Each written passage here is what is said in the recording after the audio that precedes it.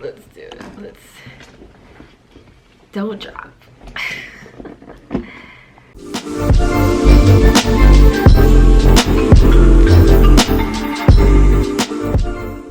Hello, welcome back to my channel, and if you're new, thank you for stopping by. Don't forget to like, comment, and subscribe. I post videos every single week. And for those of you who've been here with me, thank you so much for the support. We are at 380 subscribers at the time of this video, and it means a whole lot to me, so thanks. A little backstory about me. My name's Sarah if you're new, and my whole family's Jamaican, both sides, and my parents both came here when they were like in their, I think my mom was in her early 30s. They already had some kids. I'm the youngest of 5 on my mom's side, and I'm the only child between my mom and my dad. So they came here, they had me, and then they went their separate ways. It just didn't work out. And you know what? It happens. Not everyone's meant to stay together, and it just didn't work out that way. So he went, he got remarried, he had 2 more kids, so I have 2 younger sisters, and yeah, for a good chunk of my life here in Toronto, I knew he existed. Like, I saw him every now and again, but I don't really remember growing up with any memories of him. There's like one picture I have of us together, and it's like at the front of our garage, and that's about it. One of my sisters was there too, I remember that. So when I was 14 going on 15, we moved to Jamaica. My mom, my sister, and my niece and nephew, we moved to Jamaica. So between like the ages of, I don't know, maybe 8 to 14, I really don't remember much interactions with my dad. And my mom and my dad had already split up way before that, so he wasn't really around. My mom never spoke ill of him. There was never a bad word spoken about my dad. He just wasn't there, and I don't remember ever asking about him or wondering where he was or what happened. I think with all the transitioning that was happening in my life, I really didn't think about it. So moved to Jamaica, finished high school there, first job, all the firsts and stuff. And if you're interested in my Jamaica story, I'll link it somewhere around here. And yeah, I came back when I was 20 going on 21. So I was almost 21, just before my 21st birthday, I believe. And, you know, getting back into the groove of living in Canada and just getting used to a different way of life again. My eldest brother, he asked me, just random, I think we were at his house for Christmas dinner or Thanksgiving or something. And he just said, hey, you know, would you look for your dad, or are you gonna look for your dad or whatever? And it's funny because prior to that, I never really thought about it. And I remember telling him, no, not really. And it wasn't out of resentment. It wasn't out of, oh, if he wants to find me, he can find me. He's the parent, blah, blah, blah. It wasn't even anything like that. I just genuinely didn't have an interest in looking for him. And I had no hard feelings for him, but he was just a person that wasn't in my life, and I didn't have the interest to look. So anyway, long story short, maybe, wow, a couple of years probably passed after that first conversation I had with my brother. At the time, I was living in Brampton. I had gotten my license as a massage therapist. I was steadily trying to like build myself up and everything, going to business networking events and all that stuff.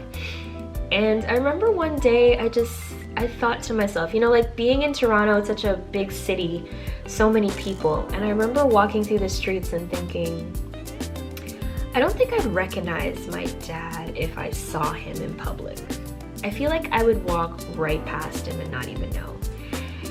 And that bothered me just a little bit. And then the other thing too was it kept weighing on me that like, Sarah, what if someone calls you up and says, hey, by the way, your dad passed away?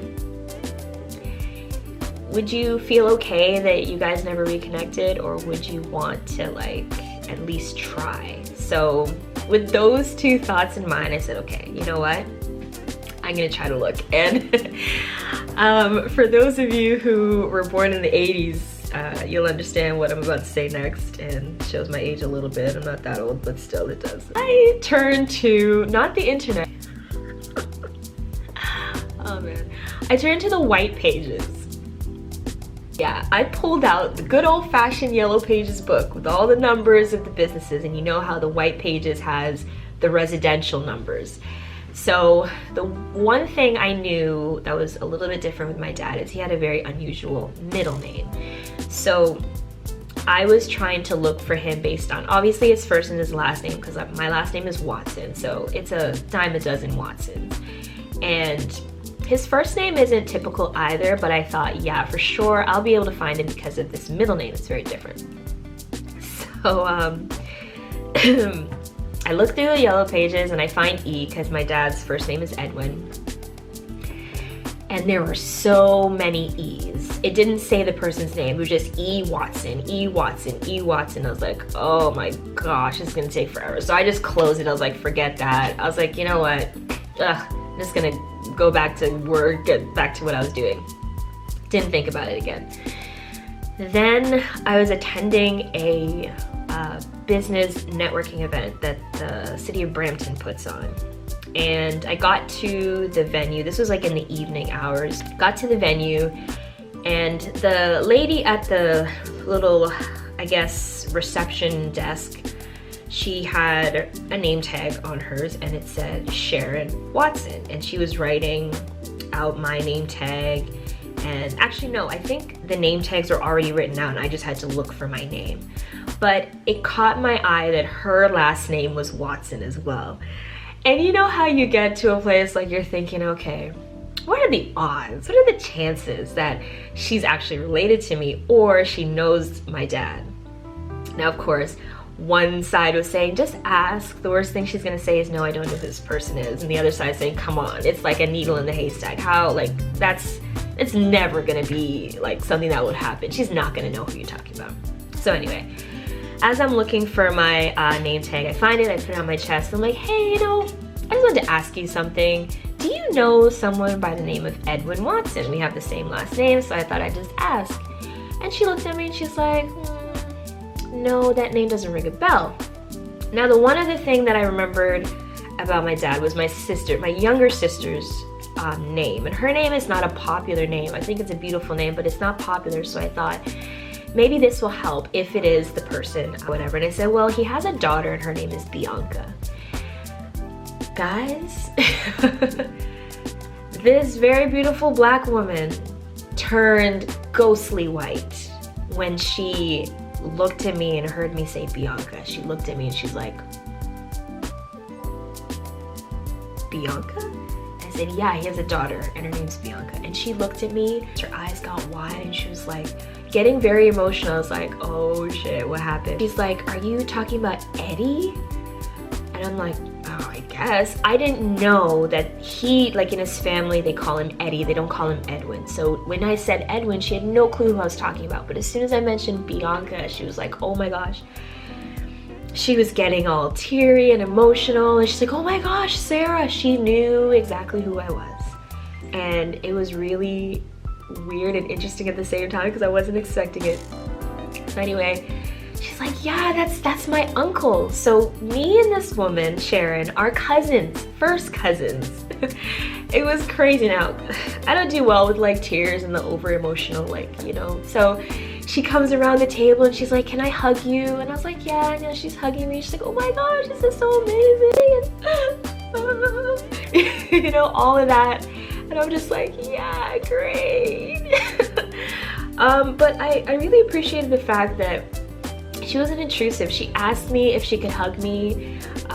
We continued talking for a little bit and she asked me if I could give my number to my dad. And I was like, yeah, sure. I was really nervous. I wasn't really sure what was gonna happen. I didn't know what I was gonna say when he called me. I was just like, hey, you know what? You brought this into your existence, Sarah. You genuinely wanted to find him and you just kept going along the path and the stars crossed and aligned and all that stuff and you crossed paths with your cousin. The very next day, he called me and you guys know I'm a talkative person. I have no problem holding my own in a conversation, right?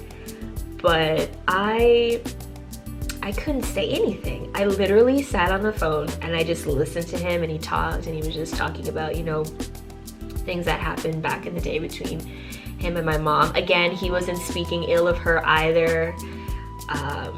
just a lot of things, just talking different things and talking about his side of the family and how, you know, they would ask for me and ask him if he knows where I am and if I've reconnected with me yet and all that stuff. And I was just listening and thinking, wow, there's a whole like family of people that like thought about me. I was like, wow, that's crazy. And basically at the end, my dad, that was how long ago was that? We're in 2020, that was 6 years ago. 6 years ago, yeah. So it's been 6 years since we reconnected. And I tell you this, for the first year, he called me every single weekend and I could barely say a word to him. I didn't know what to call him. I didn't know how to address him. I didn't want to emotionally attach myself to him because I think part of me was still afraid that he wasn't really gonna be around. So finding him was a fluke, and I don't want to put too much emotion and energy into it in case this doesn't really pan out and it doesn't end up being anything. We don't build a relationship. So I think that's part of it. I didn't want to open up about my life and all these different things. But his consistency, every weekend he called me like clockwork. And even when I sat on the phone and had nothing to say, he would just talk to me. He would ask me questions, he would tell me more about him and all that stuff. And I think over time I came to realize that, okay, he's not going anywhere. And as the years have gone on, we still talk every single weekend. Now I see him more often. He actually lives close by to me. And yeah, our relationship is way better. I call him Pops. Sometimes I call him Popsicle. We have a relationship now. It's beautiful. It's not overly like, you know, I see him all the time, but especially when it came time for the renovations for the studio that I got, he really stepped up and helped. He's like, Sarah, you know what, I can't give you any money, but I will do everything I can to help you, so I'll give my time and my expertise and I'll come. And he really helped me out with that, so I appreciate it. But now we talk to each other. I call him, we talk on the phone for like an hour or whatever, just talking about different things, and our bond is definitely stronger. And yeah, it's cool now, like, to have him around and to have my mom. Although I never felt like I was missing anything, not consciously anyways. I never felt like I was missing anything. My mom did an amazing job raising myself and my siblings, so I never felt like I was missing out. But it's nice to have him around and to know that he genuinely wants to be here and he genuinely makes the effort, so that's important. That's how I found my dad, guys. Very random, just happened literally, but it's the power of thought. Thank you guys so much for watching this video. If you haven't already done so, go ahead, like, comment, and subscribe to the channel. I put out videos every single week, and on my very good week, I put out 2 videos a week. So I'd love to connect with you guys. Thank you so much, and have an awesome day. Bye.